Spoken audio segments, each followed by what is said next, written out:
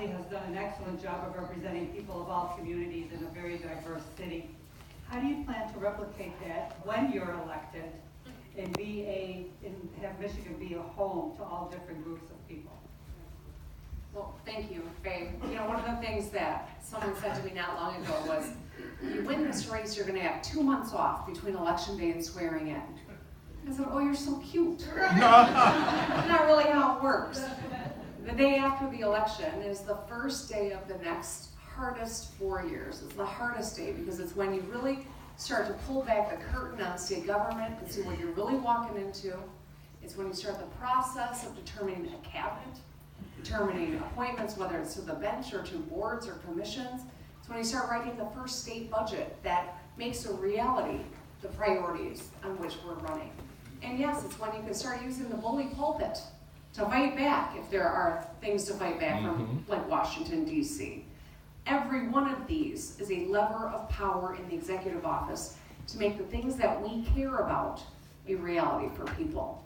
And real empowered representation is a strength and something that I am going to make a priority as I use those levers of power, those appointments. Having a cabinet that's not filled with cronies and donors, but people who are experts in subject matter, that are representative of our, of our religious diversity, our ethnic diversity, our socioeconomic and geographic diversity. Had there been a diverse group of people sitting around the table when decisions were made to save dollars and cents without treating water in Flint, we might have had a very different outcome, right?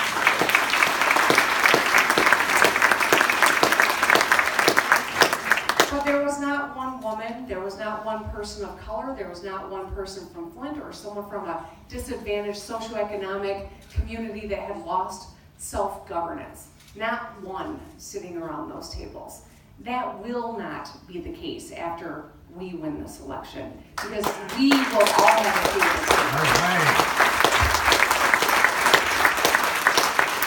I'd like to add one piece to that. And, governance is about making a set of choices and having those choices reflect our values. And one of the pieces of making Michigan a state that is welcoming and a state that is responsive is making sure that our resource allocation is transparent and accountable. And when there are resources that are possible to be partnered with the federal government that is endangering people in our society, we have a moral responsibility to not resource those policies. So whether it's a Muslim ban that relies on cooperation from local law enforcement,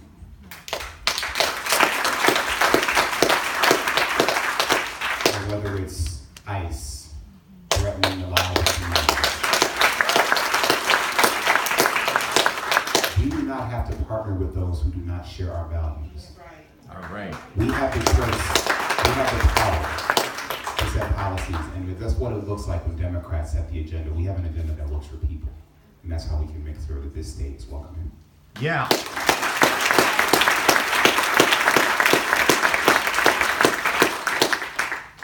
So my question is tied to the First Amendment, specifically BDS, boycott, divestment sanctions. We have a lot of elected officials across the nation that are trying to pass legislation that'll punish anybody who supports BDS. My question to you, Gretchen, is where do you stand with BDS? Well, I recognize how important the fundamental rights are, that we have the right to speak, that we have the right to congregate, that we have the right to worship, that no one is going to infringe those rights on my watch. And I will use every ounce of power to ensure that that's the case. We've seen abuses of power at the state level for a long time. We've seen people abuse their offices to better their own political future. We have seen people cut off from debate for having a candid conversation about our health care and our bodies. I've seen my colleagues lose their right to speak on the floor when they were just representing the constituents they were elected to serve. Those are fundamental rights that I am going to protect for every Michigander. And that's important to the health of our democracy, as is robust debate within the houses of our legislature. And I think that there's not much more to say on that front.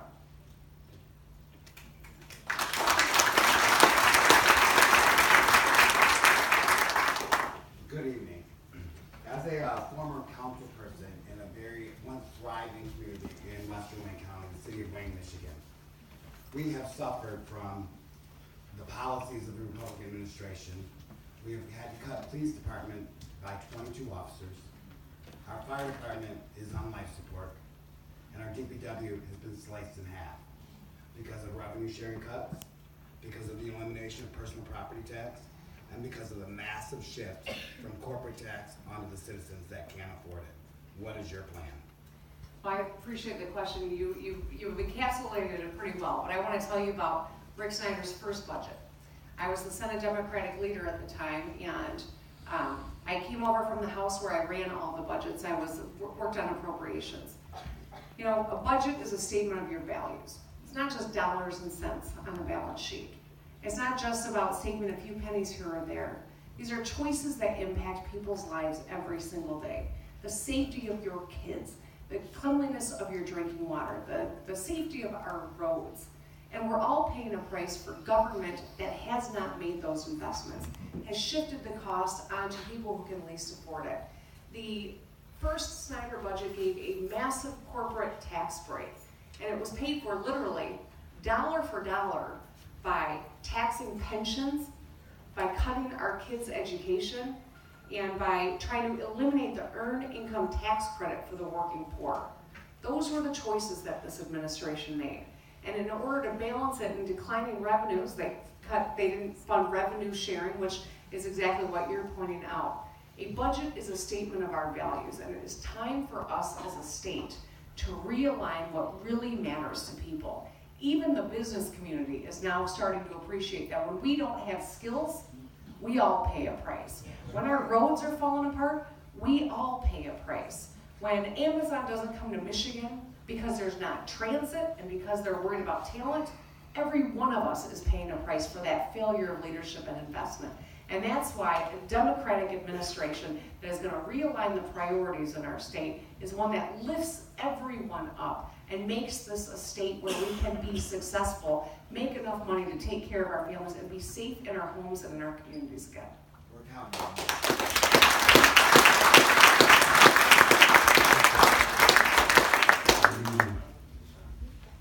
Good evening.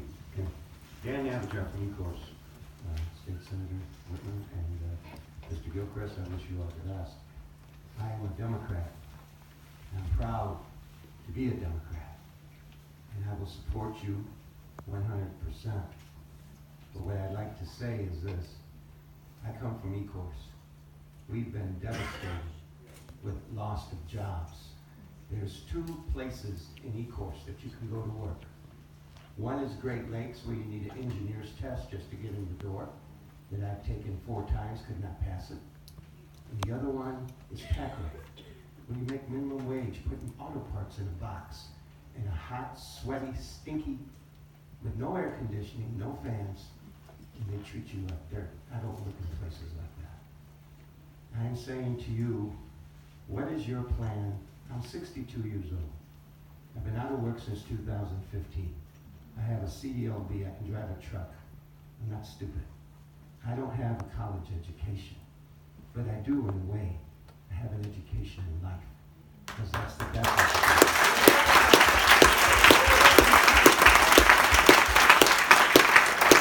And I'm saying to you, it is not your fault. I want you all to know that I'm out of work, but I'm saying that I would like to know, what is your plan to either help older people like me, 62, to get either retrained or back into work, okay? And also our young people who are coming out of college, who have an education. Don't get me wrong. If you went 4 years to U of M, Michigan State, wherever, that's wonderful.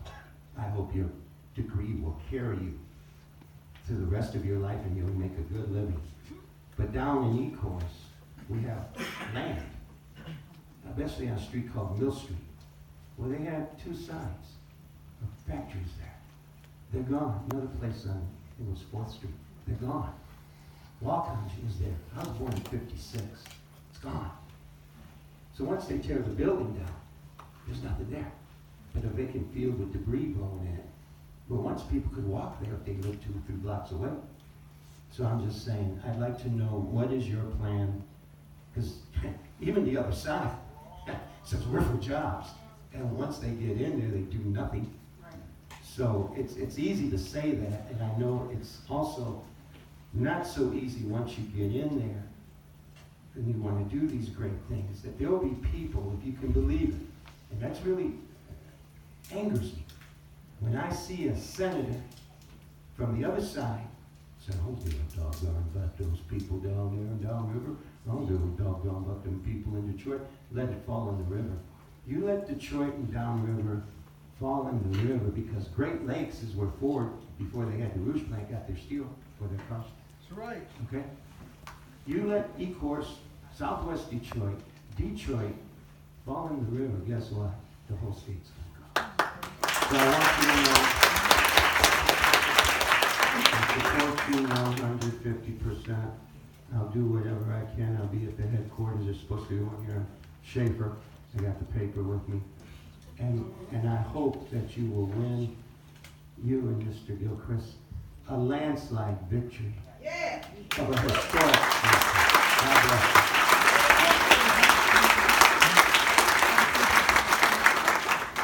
Well, I appreciate you standing up and telling us your story, because your story is important, and there are a lot of people in our state who have a similar story right now. You know, in order to get ahead in life, you gotta be able to get into a good job, and you gotta be able to get to that good job. And right now, there are a lot of barriers in Michigan for people to be able to get ahead in life. We have done ourselves a huge disservice in this state by only focusing on 4-year degrees as though there's one ladder up to prosperity. There are different paths for different people, all honorable, all of which you can make a really good living in this state. But we only talked about 4-year degrees, and then we did the worst thing we could do, which is cut out the ladder from people and make it impossible for the average person in our state to afford that degree. So what do we have now? We have a skills gap in Michigan. This is precisely one of the things that Amazon cited for not keeping Michigan in their top 20 for their HQ2 project. Here's the thing. We have to close that skills gap. It's on us to open up those paths so that everyone can get a skill that leads them to a high-wage job. I was just in an apprenticeship program the other day where these people were going back to work. They had, topped out in their retail jobs and were not able to get ahead. And so they went into an apprenticeship program to become a plumber and a pipe fitter. They're leaving that job after 3 years of training, 4 years of training for some of them. They were paid to get the training. They got money put into a 401k while they were there, and they had health care. And they're leaving with jobs that pay $60,000, $70,000 a year. There are paths for everyone in our state, but as a state, we gotta do a heck of a lot better job opening them up and making sure people understand where they are and how you can pursue them. But you gotta be able to get there. And that's where transit and fixing the darn roads. That's where our car insurance is a barrier for people. These are the fundamentals that are keeping Michiganders from getting a good job and getting to that job. And that's why it's those dinner table issues I am determined to work with partners in the House and in the Senate to fix for Michigan families. And it benefits every Michigan business too when we do that. But that's not my primary concern. It's making sure that you have got the access to get skills that get you into a good job so you can take care of yourself and your family. That's what it's all about.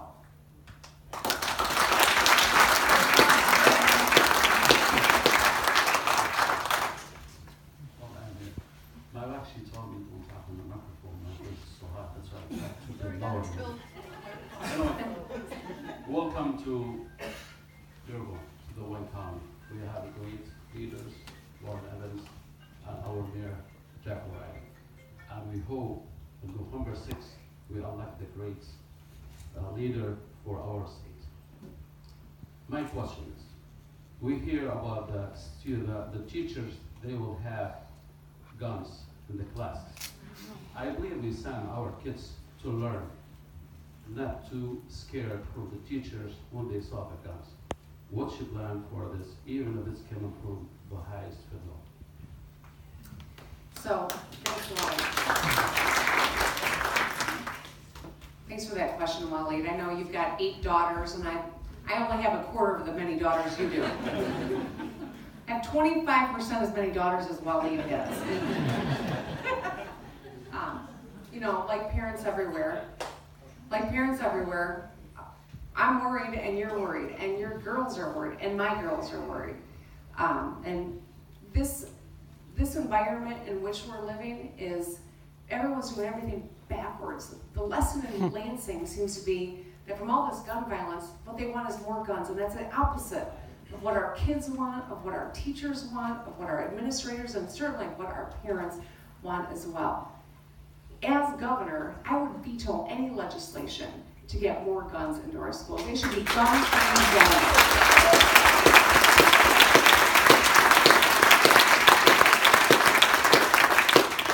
But I don't think it's good enough to just veto. You know, I think we need to push an aggressive agenda to make sure that we have full background checks, that we ban bump stocks, that we have we take guns away from and make sure that they're not in possession of people with mental health backgrounds, but also domestic violence and violent backgrounds.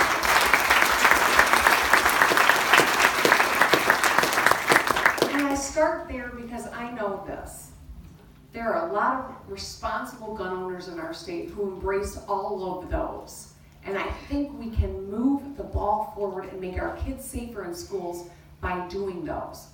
I personally believe we should go farther, but I start there because I think that will measurably improve the safety for our children in our schools.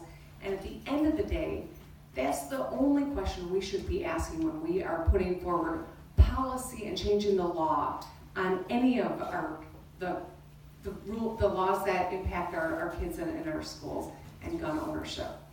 That's what it should be centered around.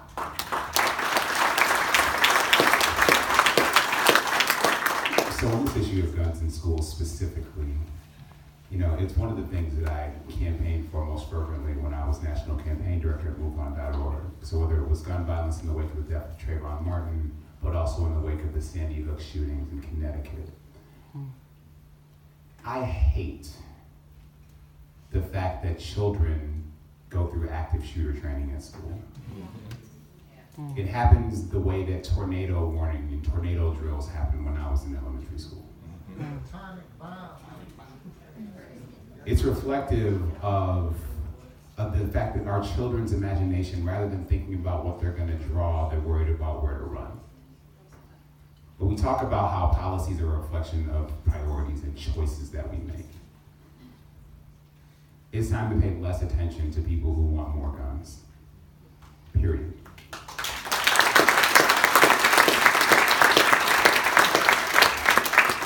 But we do that by investing in our children's imaginations and not only in just empowering teachers in exactly the wrong way. That's not empowering them. We should resource teachers. We should invest in them. I come from a family of teachers. I married a teacher. I've never met a teacher who said they wanted a gun to point in a classroom.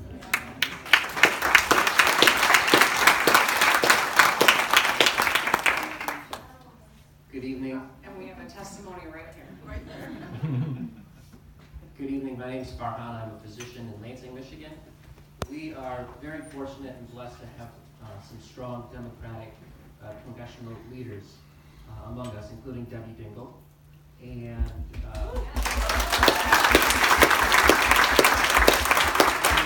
we're fortunate to have Dan Kildee, and we're fortunate to have Rashida Tlaib coming right behind me.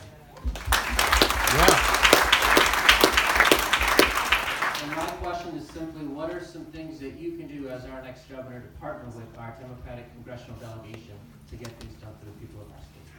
All right, well, thank you, Dr. Bobby. Appreciate the question. We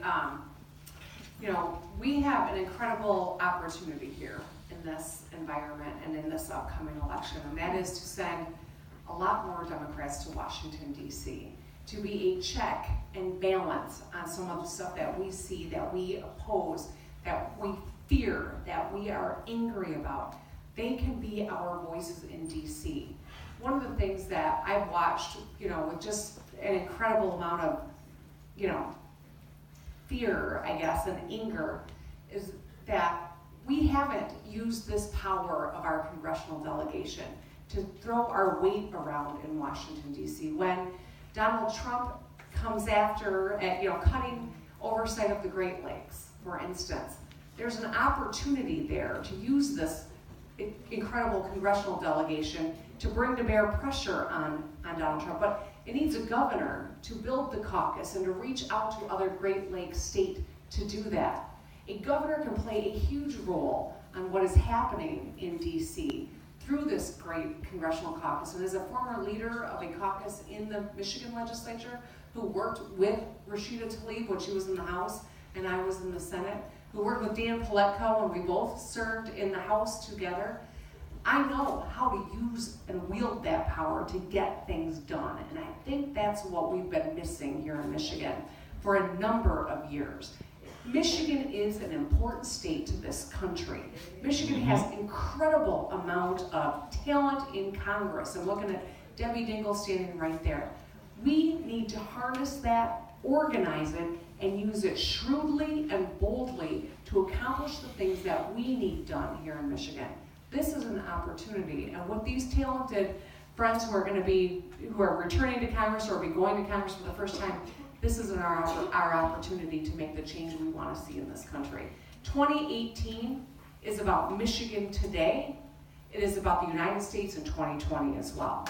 We have to